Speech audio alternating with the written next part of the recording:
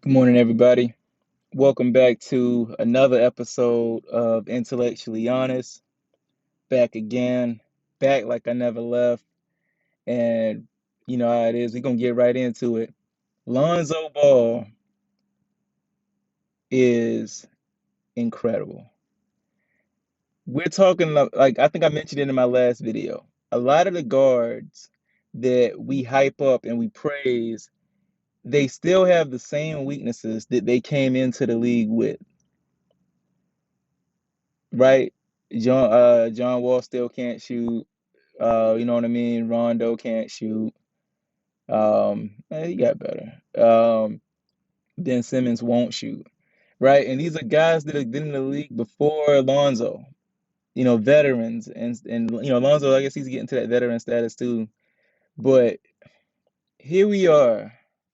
Let's say, all right, let's say you just erase the first two seasons of Lonzo's career.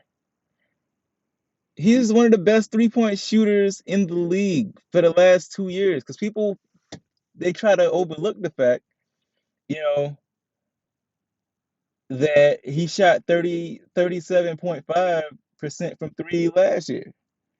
You know what I mean? So he didn't just like start shooting well. Like it's consistent.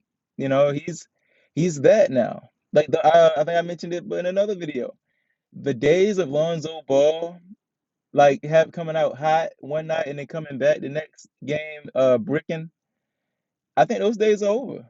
I think this is who he is now. He's a sharpshooter, you know.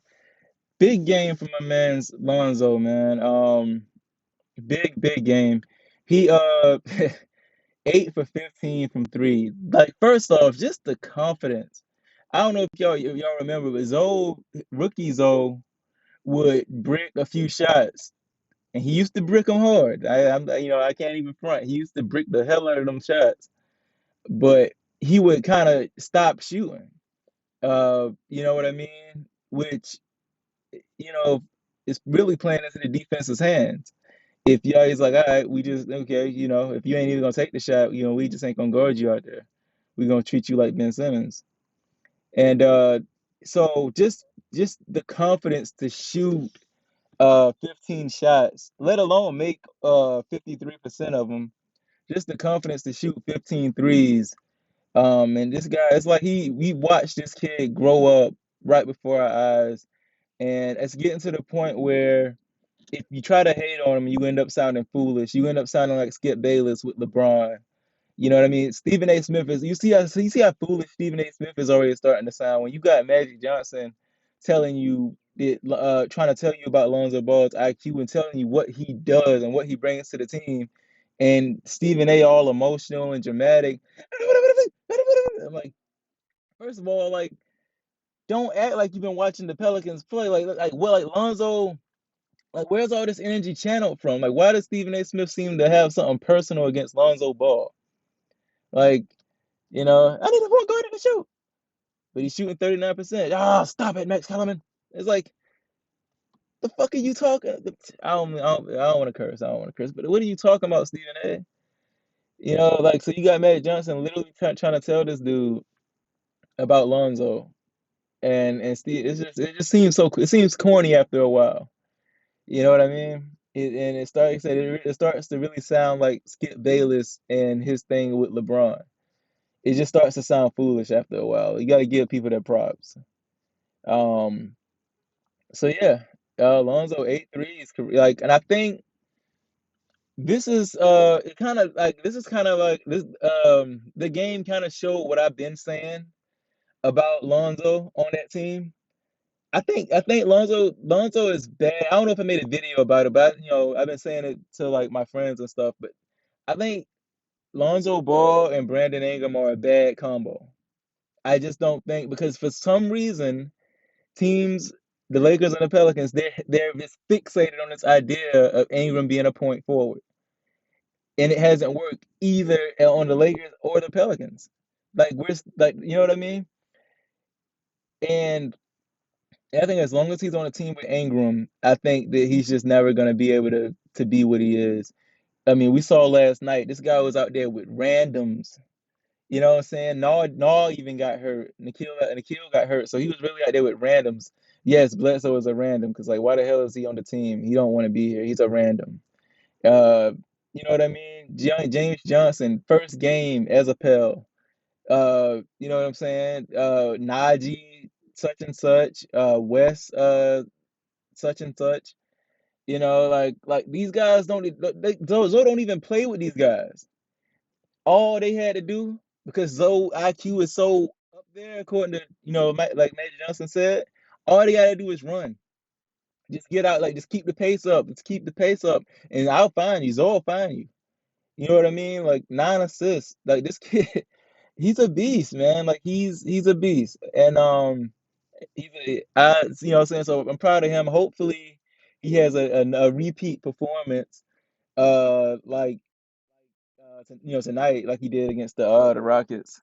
And it made it even better. I know people say, "Oh, it's the Rockets, the Rockets, the Rockets," but what made it even better and what kind of validates it is that they would have lost without Lonzo's performance. Lonzo went to the bench and that lead evaporated. So if Lonzo didn't perform that way, that would have been an L. And the Pelicans don't need no more L's right now. So once again, shout out to Zoe.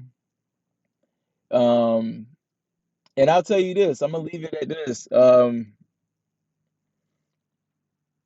I think Lonzo Ball is he's the Flash. I think we see nicknames get passed on a lot, like Superman, you know, um, Superman with Shaq and Dwight, um, Jet, you had Kenny the Jet Smith, then you had Jason Terry the Jet, you know, in boxing, the name Sugar, you know, Sugar Ray Robinson, Sugar Ray Leonard, Sugar Shane Mosley. It just nicknames get passed. I think it's finally time for D Wade to pass on the name, the Flash. Lonzo Ball does not get nearly the credit he deserves for how fast he is. Lonzo Ball is fast. Sheesh. And he not only runs fast, he thinks fast. His perception of the game is fast. He calculates things in his mind and sees like what's developing fast. Like he does everything fast. Um, he's the Flash. Like when you see like against the Rockets, when the pace is to his liking, it unlocks everything. Similar to the Flash. The Flash can run through time. He can phase through objects. He can hit as hard as Superman. He can do all that, but it's all unlocked by his speed. Lonzo Ball can shoot. He can do the flashy passes. He can run the offense. He can do all that stuff. But if you let him play, when you let him play fast, all that is unlocked. He's the Flash. Um, you know what I'm saying? So hopefully that becomes a thing. Hopefully that's something, I know my whatever 100 video views probably won't move it, but he's the Flash. And I don't want to take all the credit for that, but Ball Facts kind of I kind of got that from Ball Facts if y'all follow that channel. And when he first said it, I was like, well, get out of here, Flash, shut up. But then the more he explained it and the more I thought about it, I was like, yo, that is the perfect nickname. He's the Flash. Um, so yeah.